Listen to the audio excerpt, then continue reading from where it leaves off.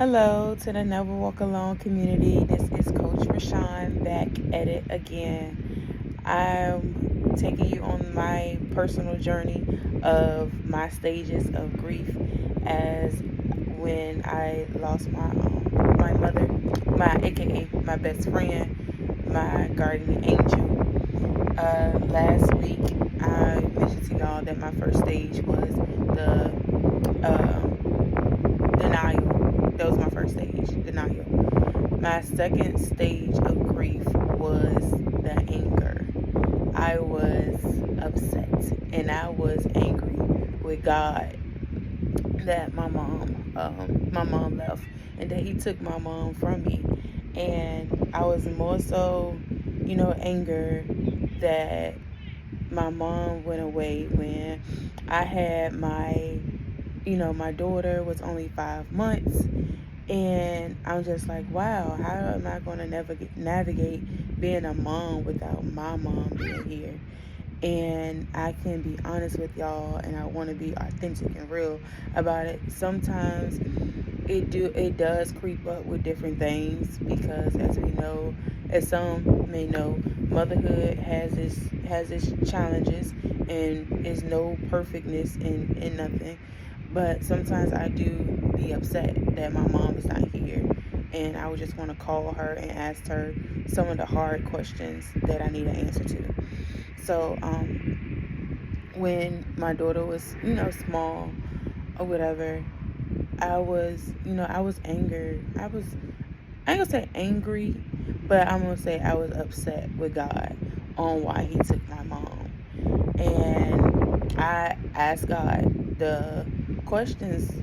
I know some people say don't ask God questions, but I'm the type of person I do ask God questions because sometimes I just need the answers. So I did ask God, why did He take my mom?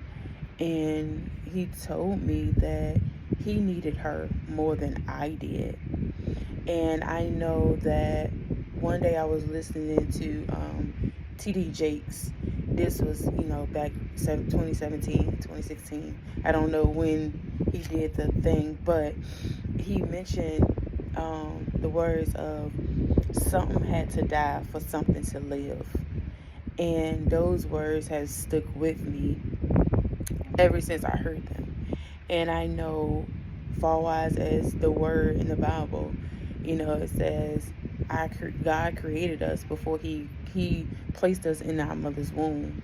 And when I heard that some had to die for some to live, God reminded me that I was living to the standards of my mom, meaning that I was doing what my mom wanted me.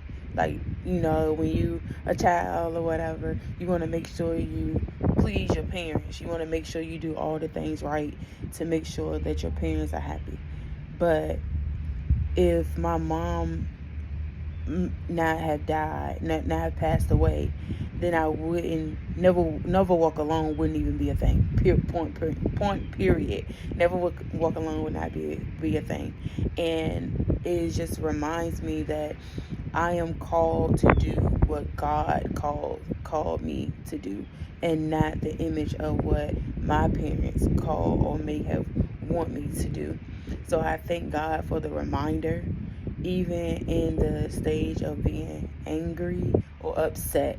I don't want to say, because that sounds a little intensified when you're talking about God, but I was upset on why He took my mom.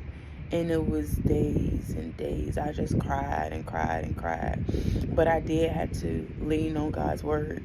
I did have to tune into what He said in Ecclesiastics. There is a time for everything. There's a time to be born. There's a time to die. And like they say, it's what you do in the middle. And yes, I did not ever want my mom to leave or pass away.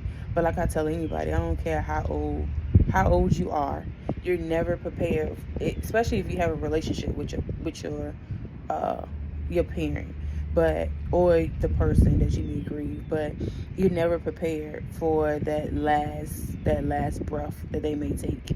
And that's why I do not take life for granted. And I try my best to love on my people. But with that being said, I had to know that God needed her more than I needed her. And you never know how strong you are until you're in a situation where the only choice you have to be is strong. So even in the midst of me being upset, angry, I learned my strength in the angry. I learned that God is the one that gives me my breaths.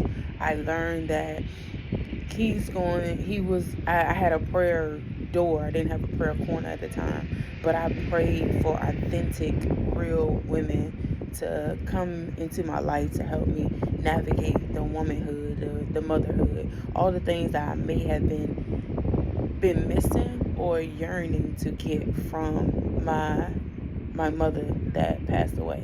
And now I can say that he has provided a phenomenal group of women in my life to navigate this thing. And that's what this community is for, to remind you that you are not alone. And now I don't have to walk by myself. I guess it's been about 2 years now. I have not had to walk by myself. So I'm forever grateful for the time, the opportunity, the sit down talks, the being able to cry on, the shoulders, someone to hand you the tissues, and not having to do all the things by yourself, not having to suit up the mask because know you don't know who to cry on, who to say, oh, I miss my mom, or whatever the case may be. So I thank God that he built my community, that I don't have to walk by myself. And I am forever grateful for this community, the Never Walk Alone community, for the creation that God is doing. And you never know, you may meet someone in the same season as you. You may meet someone that's grieving the same thing as you, that may be grieving something similar. So you just never know what you can find within the community, to knowing that you don't have to walk by yourself. So I wanted to share my second stage of my grief, and that is the anger, the upsetness. And I had to be true that I was upset with God, because he took my best friend, my person that we go to yard sales, thrift stores, sat down in McDonald's for the little dollar menu at the time, because I know that it's not a dollar menu no more. And it was just the little things. It's the simplest things. But I will tune in with y'all on next week, and I hope that y'all have an amazing day wherever you may be in the states, the region, wherever you listen to, that this video will give you peace, it will give you grace, it will give you motivation, that's saying if she got through her anger stage of grief, and I can do it too. But I love my Never Walk Alone community, and I hope y'all have an amazing day or night whenever you look at the video.